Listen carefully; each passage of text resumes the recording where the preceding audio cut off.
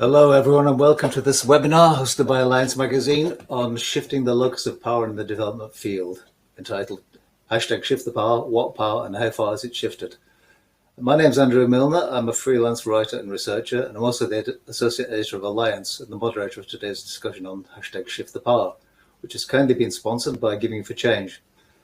The organisations that comprise Giving for Change can be seen at the top of the slides. If you have a look at the top of your slide, you'll see them.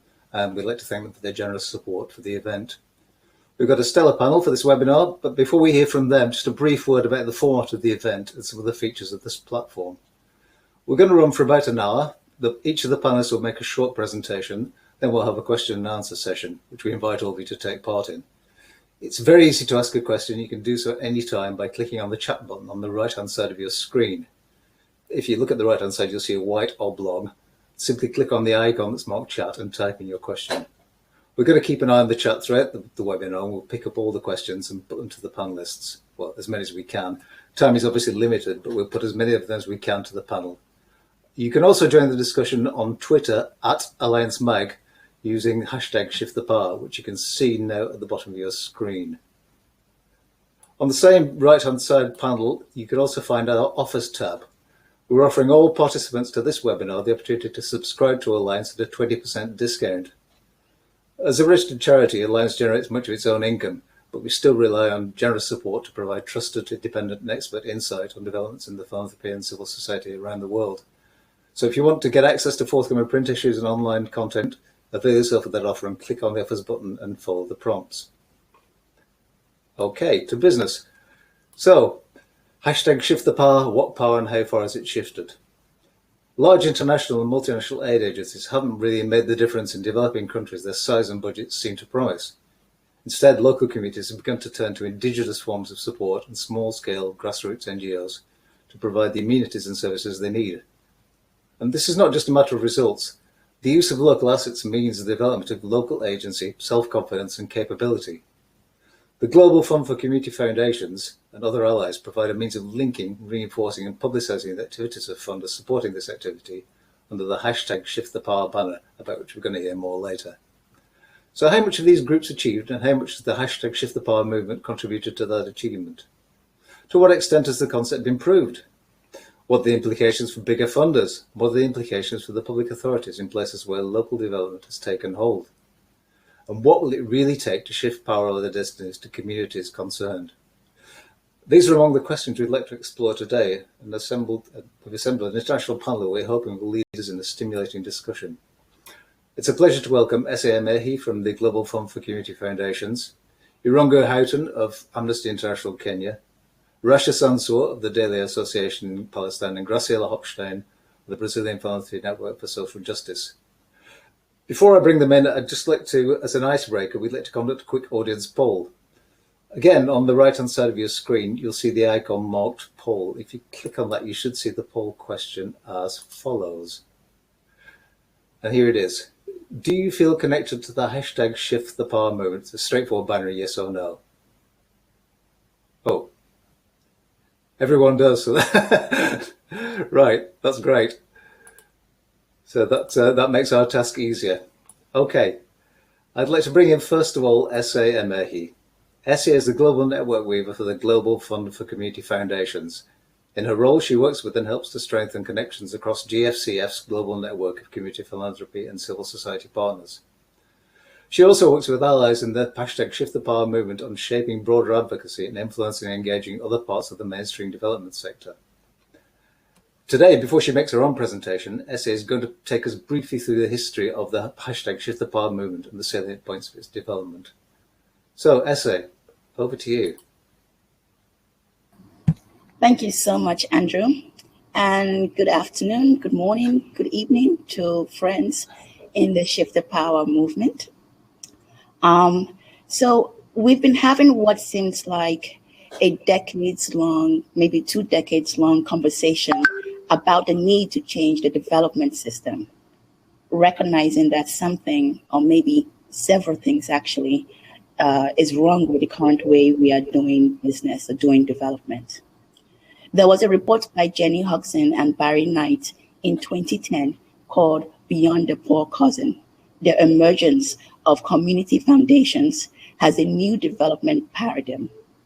And this was the beginning of the signaling in black and white of what community philanthropy is, and the fact that community philanthropy was either unseen or ignored by big donors and players in the development aid.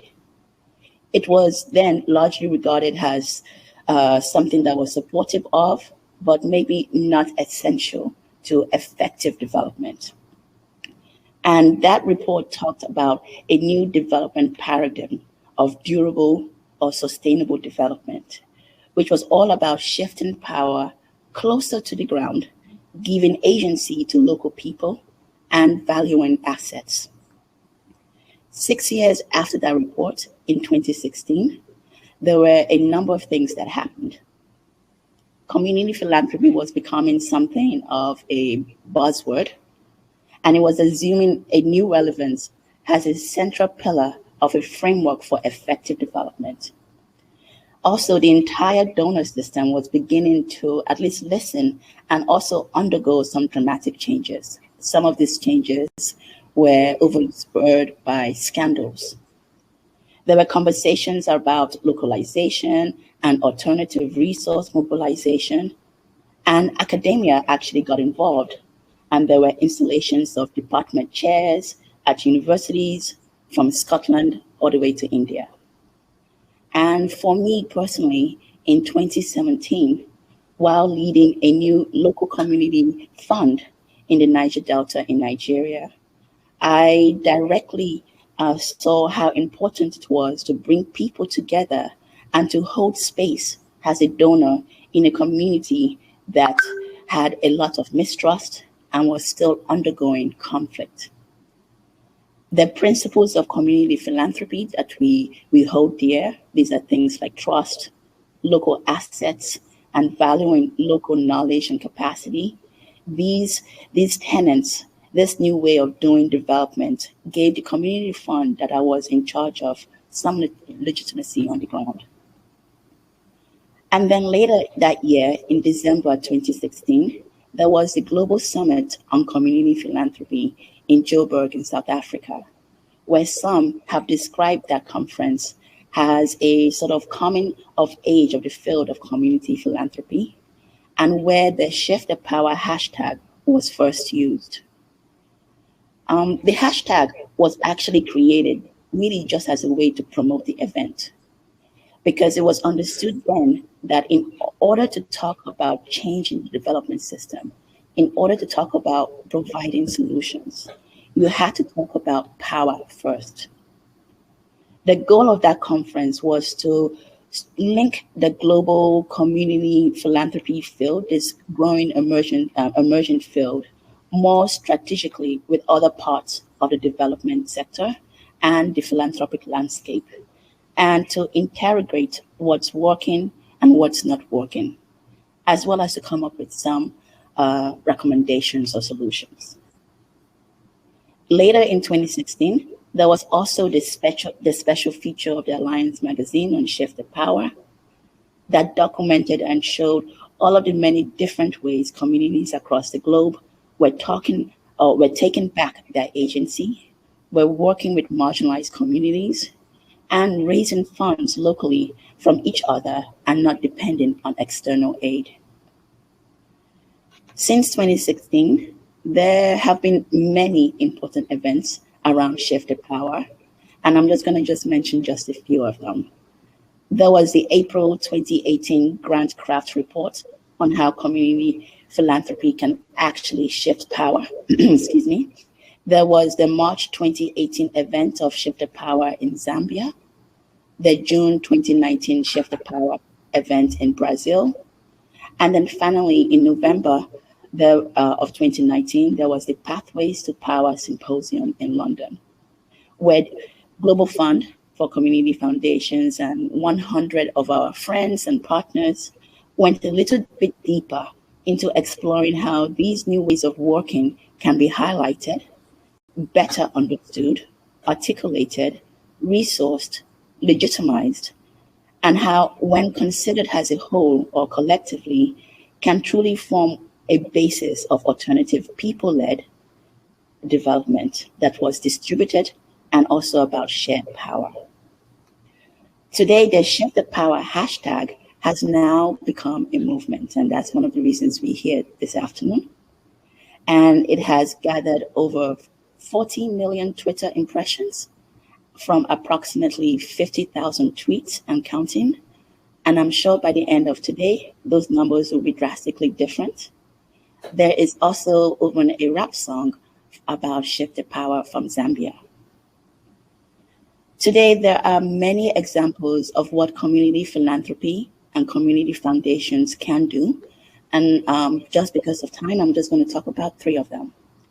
The Tiwa Nepal Women's Fund in Nepal has built up an impressive donor base of 8,000 local donors.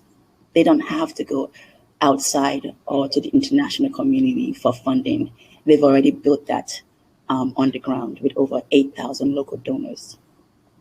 The Kenya Community Development Foundation has made grants to over 2,000 community-based organizations and mobilized over $1 million in local money.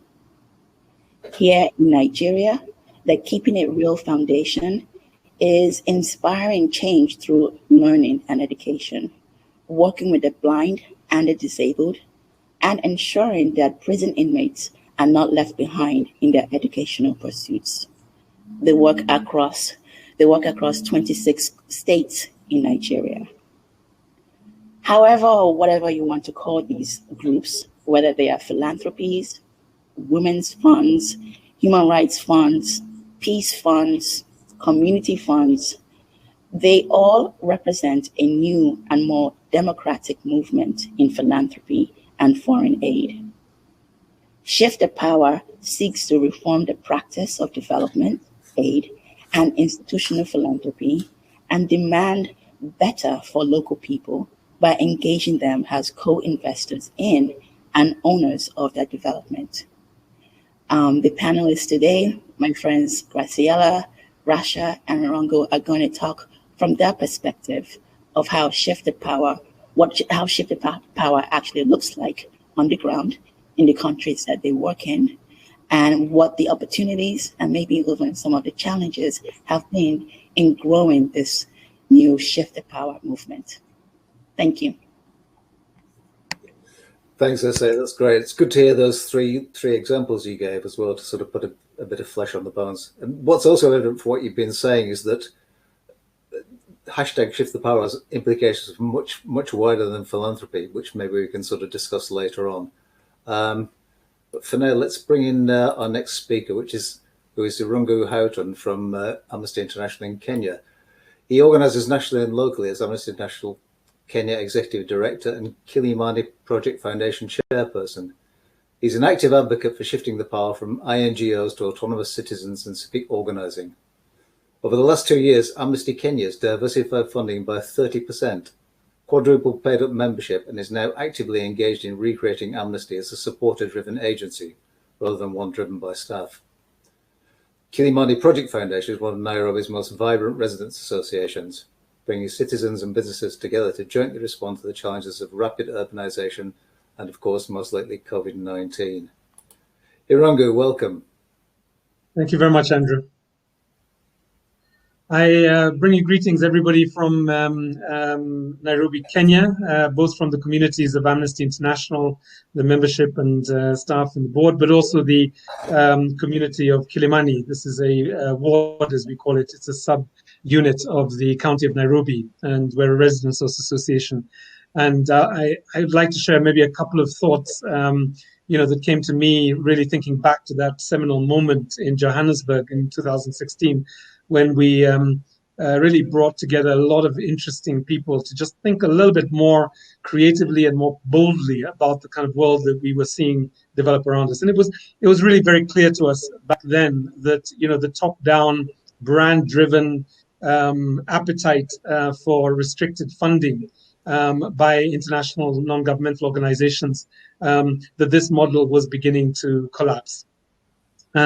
We could sense at that time, and we were part of it, a weariness with over proceduralism, bureaucracy, and top-down planning. And many of us at that time were working for international NGOs at the time.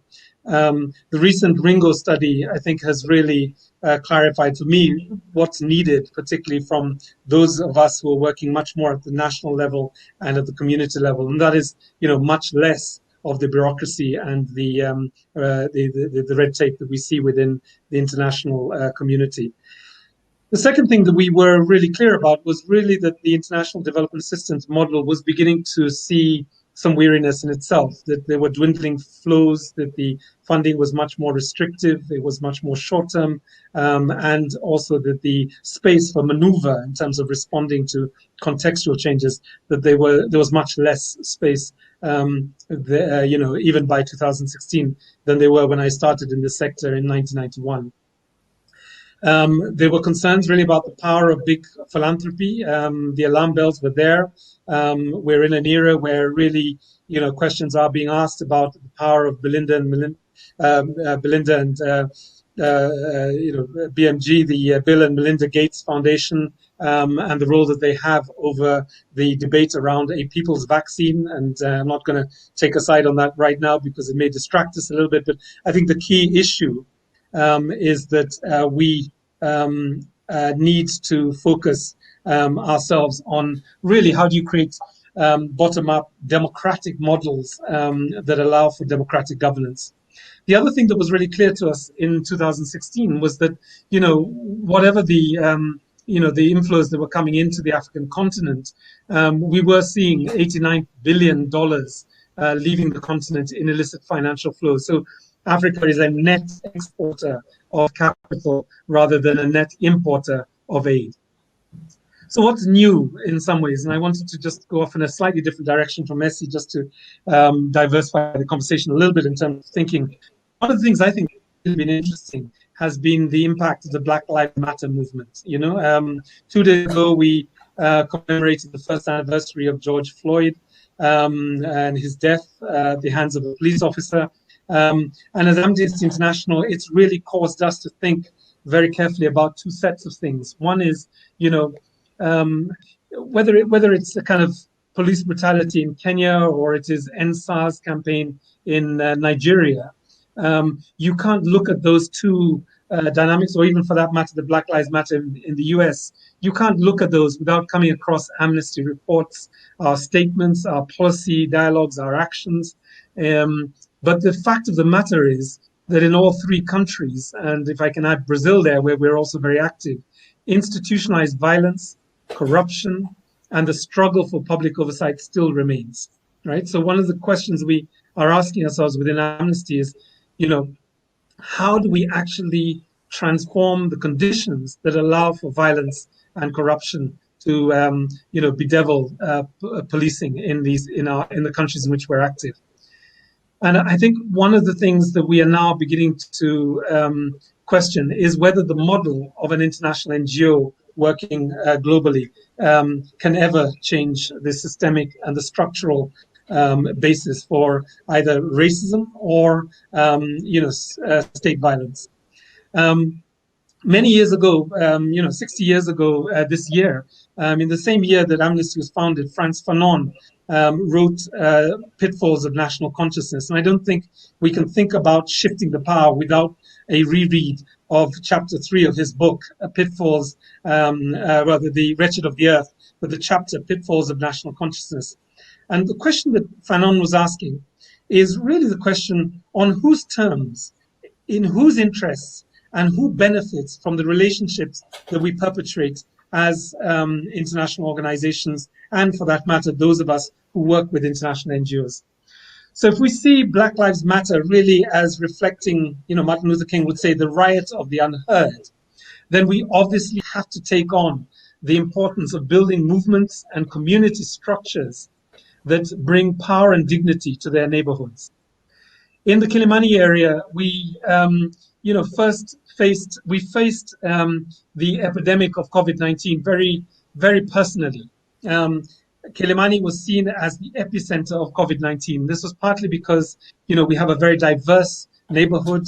the numbers essentially indicated that actually out of the entire 1,000+ wards in the country, it was in Kilimani that we had the highest number of infections. The community rallied. We created Kili Marshals. We were worried that at some point the state might develop a model that would have us locked in our homes and picked up by people in hazmats and taken straight to quarantine centers. And we decided that we didn't want that for our neighborhood, that we would actually create a community of care and protection to make sure that people weren't whisked away if they were found to be infected with COVID. We also were very concerned with the silent and very invisible part of our community, the domestic workers that we call, Mama Yakwasha, the women that, the washer women that come into the homes of the community to essentially take care of domestic work. Many of them ununionized, many of them under the not earning a living wage. And we said that we must find ways of supporting that community also, not just the lower middle class community of Kilimani.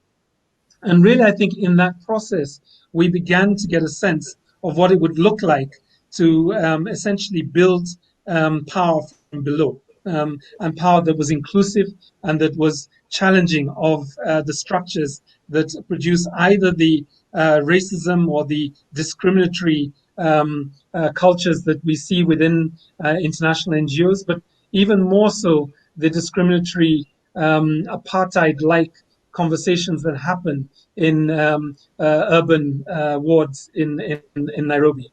And I think I'll stop here because I think I probably opened up a bit of a conversation. And just to say that, the Black Lives Matter movement is relevant, is as relevant as it is in the United States of America or Northern Europe as it is in Kenya, where we have to start thinking of organizing away from the green leafy suburbs to really thinking about the highly populated informal settlements, where really the work of building assets, building core funding and emergent thinking is much more important. Thank you very much, Andrew. Thanks, Irũngũ. That's great. Thanks for bringing in that sort of very strong aspect of sort of another dimension of power, which is sort of state violence and institutional racism, which is a very important part of any discussion, especially one about shift the power. Okay, I'd like to move on, but let's bear that in mind. I'd like to bring in now Rasha Sansur. Rasha was born in Palestine and works for the Dahlia Association. Decades of international conditional aid to Palestine diminished the role of decision-making at the local level. So part of her work as the communications officer at Dahlia Association is to advocate for a shift in the development priorities and demand that Palestinians have a say in their own development and control over their own resources, and using community philanthropy as a model. She's now on secondment, I believe, to the Global Fund for Community Foundations to create a website or platform for the #ShiftThePower movement, in which she's a passionate believer. Rasha, would you just talk to us a little bit about the significance of the #ShiftThePower movement in the Palestinian context and what the role of the Dahlia Association has been in its development there? Yes. First of all, greetings, everyone, and thank you for joining this rich conversation. So going back to your question, Andrew, I would like to relate to you what Shift the Power means to me. So I am a person living under an Israeli apartheid settler colonial regime and in Palestine. So my daily life means going through checkpoints, experiencing racism, and being under constant threat of violence. This paradigm of oppression is the norm. This is what we are used to. And added to that, you have international conditional aid, which has been feeding into this oppression and keeping the status quo of the occupation. So I want you to note, as you mentioned, that Palestine has one of the highest aid per capita in the world. But despite all that, Palestinians continue to become more dependent on this aid with a weakened civil society. So with the influx of aid and the segregation of the occupation, we are losing physical and moral connections that tie us as a community. Geographically, it is becoming harder and harder to connect as a community. We are either separated by the apartheid wall or surrounded by checkpoints or illegal Israeli settlements. So with the influx of aid, we saw the NGO sector taking the role of local committees and unions that were once active, especially during the first Intifada, which is what people know as the uprising. The committees during that time were active in providing all kinds of support and services, including health and education. And they believed in the importance of local resource mobilization. But with the arrival of aid after the Oslo Accords, and in order to achieve development, you had to register as an NGO. And therefore, there was a lot of competition over the funding, which most of the time was conditional and serving the global development agenda and not the local needs.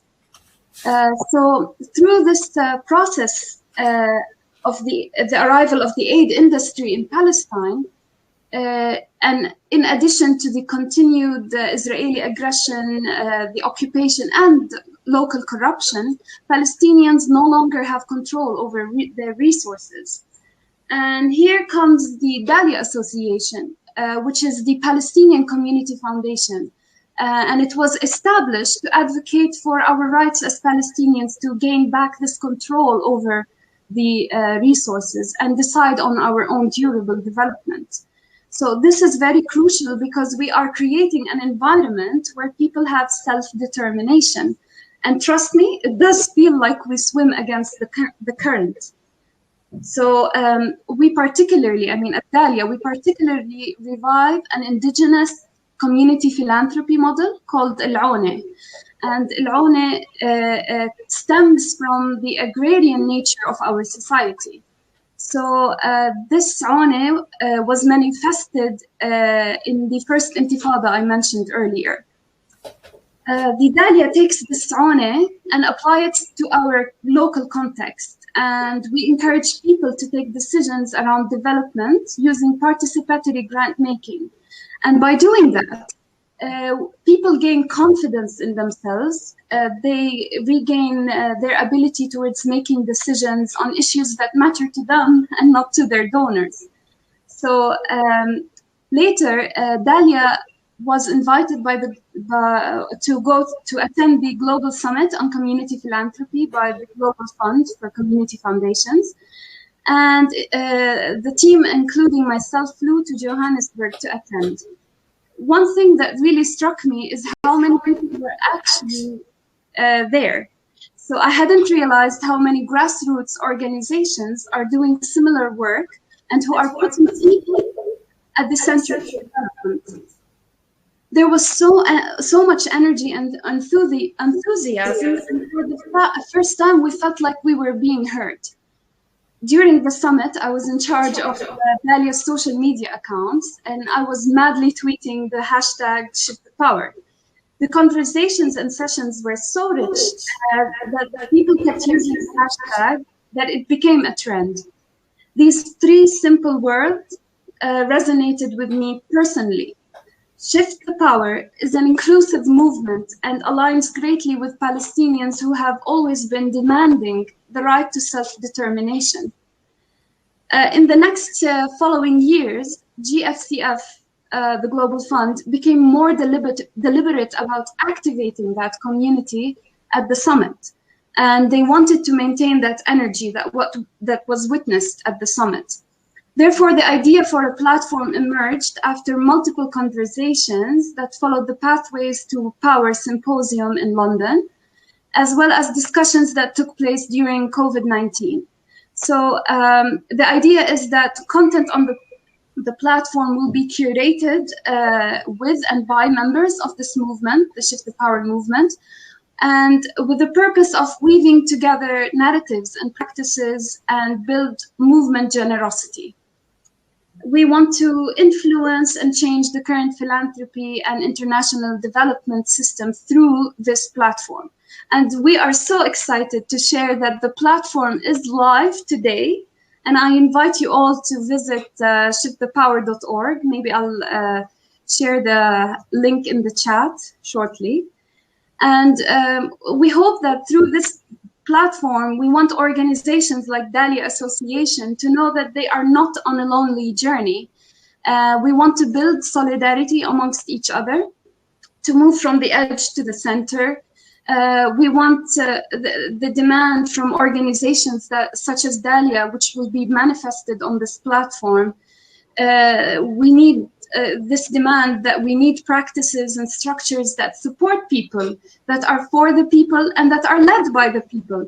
It's not only about more resources flowing from the global north to the global south. It's about people deciding and doing together.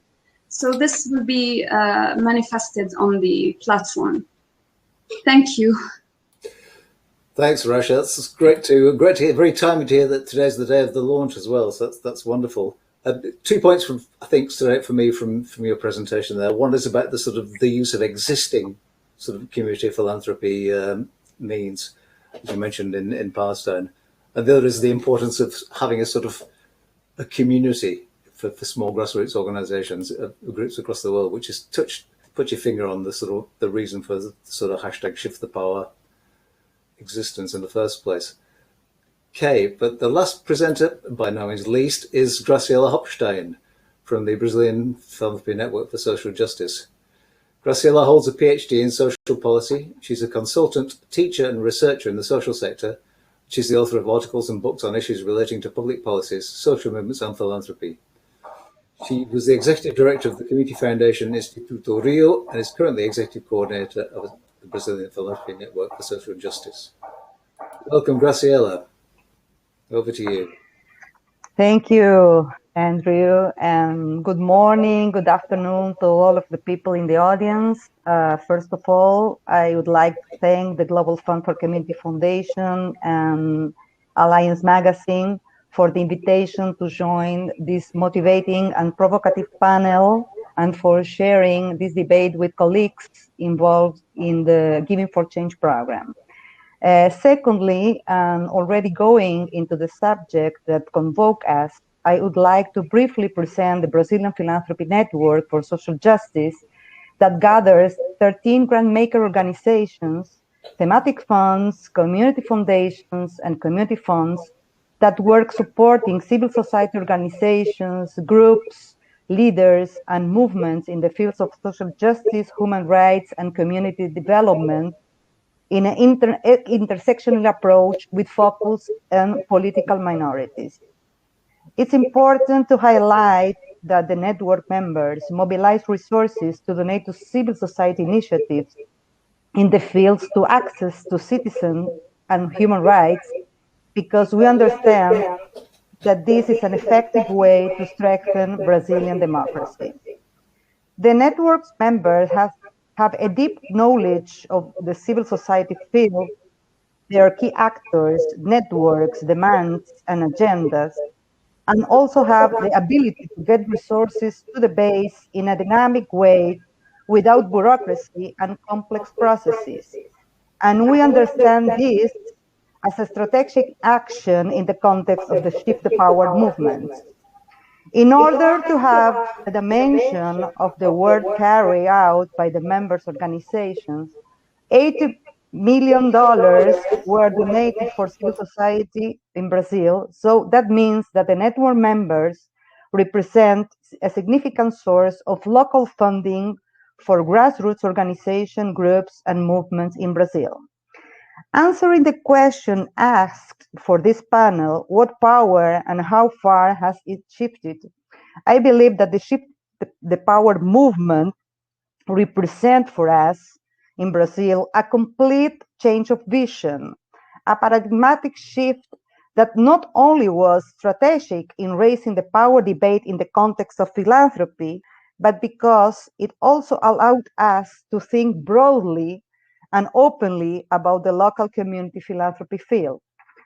From our point of view, community philanthropy is an approach that allows identifying other ways of doing philanthropy, and in Brazil, it happens according to the reality and the scenario. And that's for this reason that we talk about the tropicalization of the model, including the recognition of diverse actors, mainly political minorities such Black and indigenous communities, who has been acting in the philanthropy field before, during, and after the colonization process. Guided by the Shift the Power approach, we came to the conclusion that there are many and diverse social technologies, experiences, and actors playing strategic roles in the community philanthropy field in Brazil, including ancestral modalities of doing philanthropy, like indigenous and Black people that now in the current political scenario are under attack, that we need to bring to the center of the debate. In other words, the idea is to start from the recognition of historical trajectories and initiatives that already exist in the field.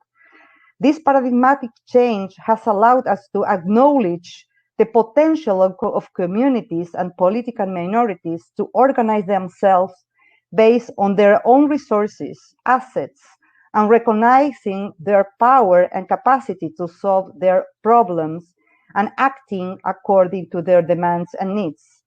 Another issue that Shift the Power brought as an approach was questioning the notion of empowerment, because empowerment implies giving power, and in fact is about recognizing the power that communities already have to build agendas and, above all, to transform realities and to resist. Based on these ideas, which certainly implied a change in the understanding of the roles of philanthropy, it's important to rethink the roles of donors. And certainly this reflection also implies reflecting about power relations. The Shift the Power movement means abandoning ways of acting that imply the imposition of agendas in a top-down way, or making investment that are not aligned with the realities and community demands.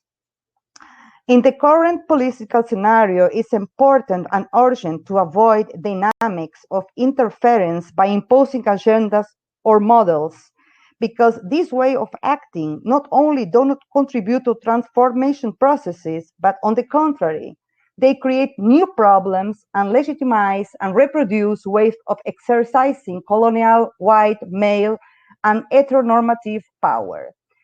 Community philanthropy, for the perspective of Shift the Power, has to work with communities, recognizing their power of transformation, agendas, different way of organization, languages, traditions, ancestry, and values. Thank you. Thanks, Graciela. That's great. Particularly struck by what you said about sort of the notion of questioning the notion of empowerment. It's actually sort of not about giving power, but it's about sort of recognizing the power that communities already have. That's great. I think my video connection may have gone off, but that's not terribly important because you don't need to see me. Okay, that's great. So let's move straight to the question Q&A session. We've got quite a few questions coming in. I want to take this one first from Tosca Bruno van Wijfiken, who's asking, what's the appropriate role of NGOs once the sort of shift the power, the hashtag shift the power has been put into effect? Do NGOs then become redundant? Anyone on the panel want to take this? What is their role in the movement?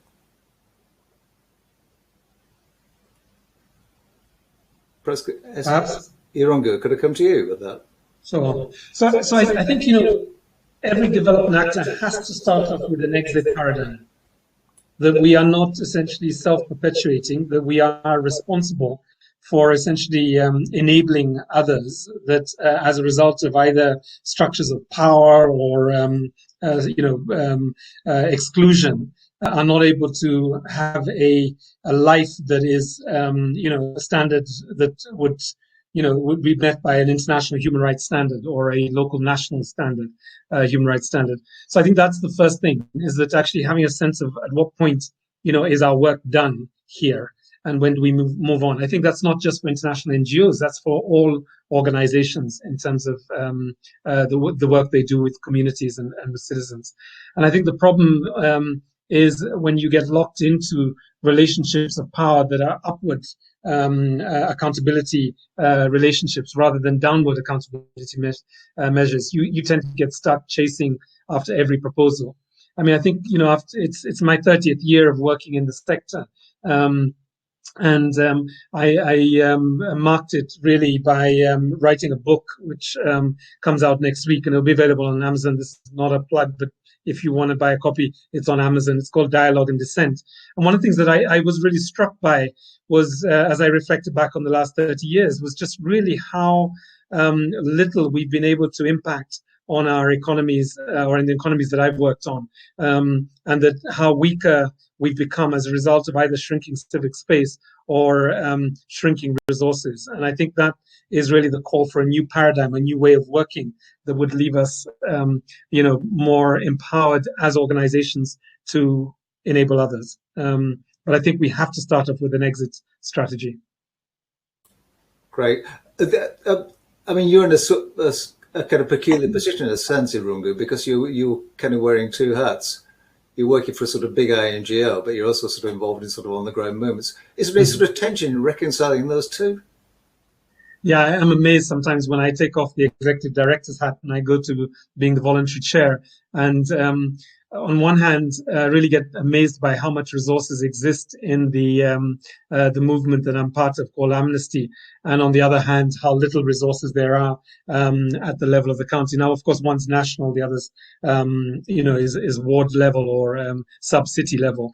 But, what I love with the Kilimani work is really that it's completely running on, the fumes of volunteer folks. If we looked at how much we were able to do during the COVID-19 period, and yes, we have had support from the Global Fund for Community Foundations. But if I think about how much voluntary time that people put into, for example, the food distribution program or the community training program, it was vastly more than we got from external funding agencies. I think the first message is really, particularly in a time of crisis, there is a capacity that you can draw from, tap into, that is from within, and that's really what we need to think through. We haven't got to a point of endowment yet, but I'm really hoping that would be something that I could see in my lifetime. Great, thanks very much, Irũngũ. There's a general question here which I'd like to throw open to any of the panelists or all of them. It's from Nico Smith, and it's, what will the world of international cooperation look like after the power has shifted? What's the sort of end result? Who wants to come in on this one? I can take that. Essay, over to you. Hi. I think that is a really important question, and I'll probably begin by saying, shift the power movement is really coming from a place of frustration and also anger that something is not right. And unless we truly shift the power, the next generation is going to shift us out of power. And the Giving for Change program, which is something I just want to just touch on now, is really trying to address that, with some two critical questions. How do you change the system from the ground up? How can we dignify and amplify this growth? And the Giving for Change is part of the Power of Voice funding scheme from the Dutch Ministry of Foreign Affairs. It's a five-year program from 2021 to 2025. And has mentioned at the beginning of this session, the consortium is made of four members: the Global Fund, African Philanthropy Network, Kenya Community Development Fund Foundation, and Wilder Ganson. And these are organizations all focused around what community-led development through community and domestic philanthropy actually is. The program is being done across 8 countries, from Kenya, Ghana, Uganda, Mozambique, Ethiopia, Burkina Faso, Brazil, and Palestine.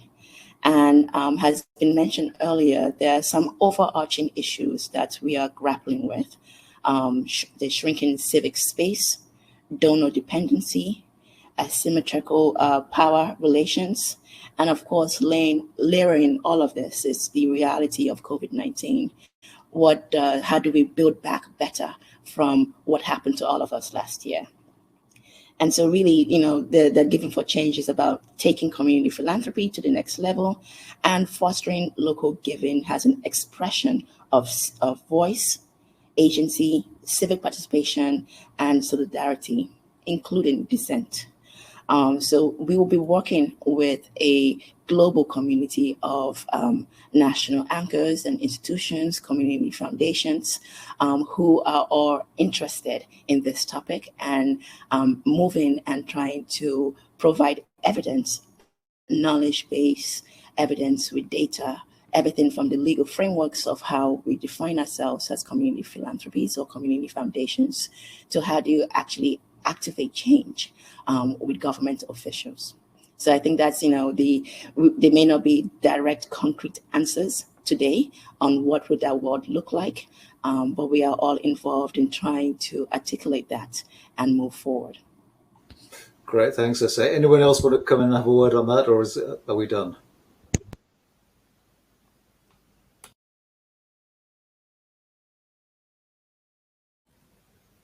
No. Okay. I'm going to move on to the next question. I've got a very good and very practical question here from Mervat Rishmawi, who asks, how can groups and funds raise funding from communities that are themselves facing dire economic situations? How do you overcome that? Anybody, anything to contribute to that one? I can contribute. Great. So this is very difficult. I'm going to answer from the work that we're doing at Dahlia. We do in Palestine. We have a difficult situation, and doing community philanthropy is really difficult. But the thing that we really focus on is that when you do community philanthropy and when you raise funding from the communities, people start to gain confidence in themselves and they start to believe in it. And this turns into like a domino effect, and it's very effective, and people start giving. So one example is one time in the first year, we have something called the Social Change Auction, which is a live crowdfunding event. It's a giving circle. In the first year, we didn't have as many participation and we weren't able to raise that much money. But then the next year, we were able to exceed our funding goals just because the idea that people have ownership over what they are giving. So the idea that you are unlocking people's determination to give, it's very empowering. And that's why they overcome the situations, and they believe that when they give, they are giving for change. And that's what we're here also discussing, giving for change and not giving for charity. We are giving to change these dire situations. Great, thank you very much, Rasha. We've got another question here from Taro Rao. It's specifically addressed to Irũngũ. It's here you are again, Irũngũ. It's a question of how national NGOs can work close to the ground with community-based organisations in order to shift the power. What's your view on that?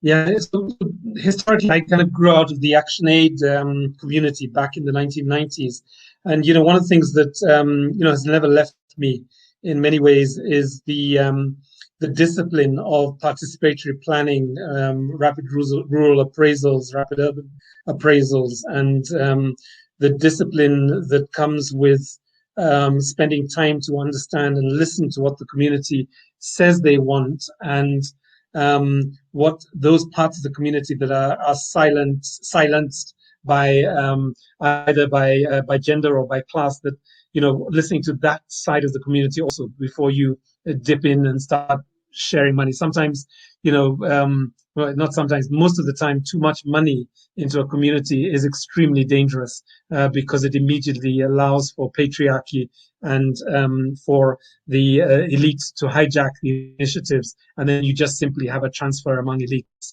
rather than something that is really transformative on the ground. So I think for me that, that's one of the lessons that, regardless of whichever sector you're working in, I now work primarily at an advocacy space, but what I have found really is that that discipline is really critical for organizations that seek to change laws, policies, and also budgets. That ultimately what you want is you want really to have people who are affected most by the problem articulating the solutions and being amplified by national organizations. So I don't know if that helps a little bit, but I think kind of listening, learning, not being in a rush to give grants, but really asking the right questions is sometimes much more important than opening the checkbooks, if we open checkbooks anymore. Thanks, Irũngũ. I hope that answers your question, Tana, at least to a certain extent. Here's a good one here from Rosie in Hervaya, which touches on the accountability issue. She's asking, what makes community foundations better when it comes to being accountable to the entire community and including the powerless? Something's wrong with NGOs, but getting rid of them won't get rid of the accountability problem. Who wants to come in on this? I can touch on that.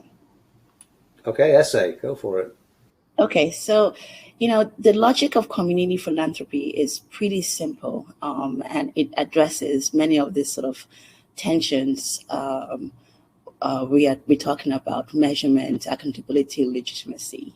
Community philanthropy is based on the idea, really, that all communities have assets already: money, skills, knowledge, networks. And when these are pulled together, they build community power and voice. And I think, it's a slow process. And sometimes it can feel like you're alone in doing this, because, you have to, first of all, realize you really do have power already within you and in your communities. When people, as Rasha mentioned, when people contribute their own resources, they start to feel like co-investors with a stake in their own development.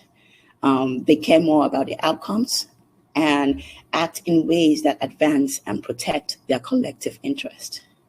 It's really not, it's not necessarily saying that NGOs are not relevant in this space. They are still relevant. And that's part of devolving power and giving agency to people to be able to articulate the solutions to their own problems. Power is key to durable development. It's a horizontal accountability sort of framework. It's about nurturing relationships in the ecosystem and supporting small local organizations in their development. I think for donors or funders in the space, moving beyond project cycle funding and truly understanding the needs of people is critical. You need flexible multi-year funding to really support the growth of research and knowledge and capacity of smaller organizations. And moving beyond or going beyond self-imposed limitations and democratizing philanthropy, what that actually means. It's not that one player becomes irrelevant and dies or moves away. It's really about how can we all collectively address that. Essa, thank you very much. We've got a couple more questions here, which we can probably just get to. We've got a little bit of time left.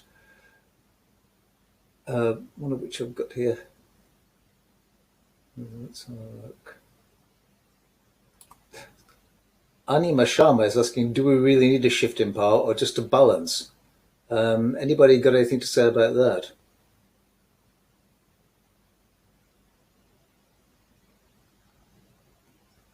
Andrew, let me just ask you to repeat that again. Yes, please, because Ani Mashama is asking, do we really need a shift in power or do we just need a balance of power? I wonder if there's any difference. I wonder if one implies the other. Anybody got anything to contribute? Maybe I can jump in. I think the phrase "shift the power," in some ways, was quite guarded in the way that it was. I think we were really talking about social transformation. We were talking about global transformation of the aid industry. So the word "transform power" would even be more appropriate. Balancing does, by implication, suggest a shift in power, given that the power balance that we see in the world, between countries or between international NGOs and national NGOs. But I think the word really we should be looking at is transformation. Absolutely transformative change that would be there, and there would be a point at which international NGOs would actually have a sense of I guess what you'd call a little bit of humility in the face of communities, rather than what you see sometimes, which is a complete sense of righteousness and a sense of wisdom that comes with too much resources in too little of a space. But I think it's also important for us not to get distracted into INGO bashing. And I don't say this because I have this twin or this dual nationality or this dual background. But I do say that it's important for us to keep an eye on, what are the structures and systems of power that keep least developing countries unable to develop, their own industry, their own agriculture, their own service industries, and tackle things like the digital divide, or tackle issues like climate change, which ultimately are the consequences of wealthier countries behaving in a particular way and transferring the impact of that to poorer countries. So I think we have to keep an understanding, and maybe we look at it like the relationship between siblings to some extent, right? You've got a big brother that continues eating too much from the family plate. You challenge that, but actually what you really need to be thinking about is, why does it continue to have not enough to eat, and why must we see this challenge every time at the dinner table? So I think we have to look a bit broader than INGOs. They are not the problem, but they are part of the ecosystem that is the problem. Great, thank you very much, Irũngũ. I think we've just got time for one more. There's one here from Stu Wambulewe. I'm sorry, I'm probably not pronouncing that right. His question is, how can we go about addressing the issue of structural racism that exists in the development aid and ensure that people actually buy into the hashtag Shift the Power movement and not think that's another thing that the Global North expects from us, i.e. Shift the Power doesn't become another sort of stratagem that the sort of already powerful people are using? Anybody want to take that very quickly?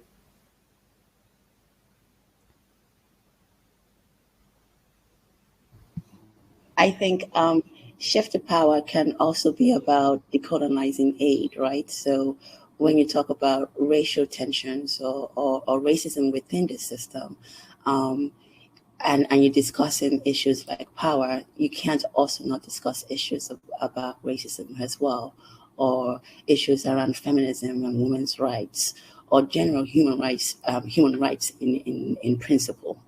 It's about sort of unpacking all of these things that have led to barriers over time, over the decades, with international aid. Racism is still this sort of big, ugly thing that you have to address, and you have to tackle and unpack and repair in some spaces, in some communities. So it is part of the general conversation around Shift the Power and decolonizing aid.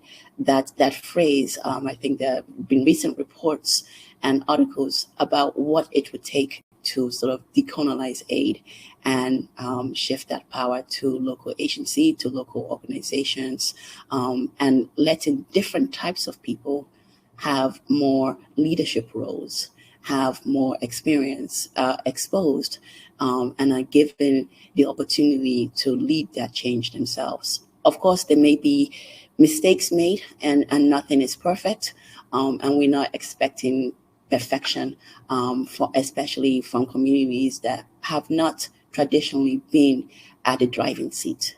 But it's about being flexible and open to allowing mistakes to be made and to learn from that collectively as a whole. All of this is still sort of work in progress. And we are finding new ways to do and work differently. And that means, asking ourselves some of these difficult questions and challenging the privilege within ourselves, within our own work, within our communities, our organizations, and maybe sitting in that discomfort for a little bit until we get the right answer, or we get an answer that everyone can agree with. Thanks, Essay. Unfortunately, I'm going to bring this to a close now as we're nearly out of time. I hope you've all enjoyed this. What's been a very lively discussion today. Thanks to all the panelists for contributing and to all the great questions we've had. Don't forget, if you want to take up the office section, to get a 20% discount on future alliances, you can do. We'll be sending out emails to you shortly as well with the discount code in case you haven't got time now.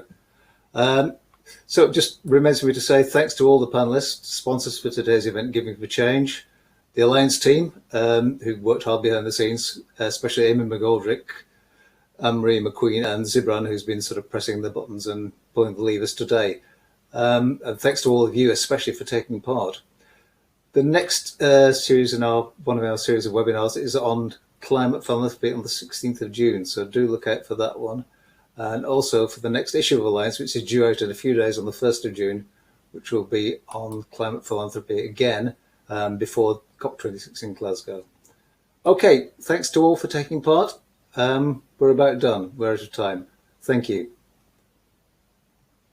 Thank you. Thank you. Thanks, Andrew. Thank you, everybody. Thank you.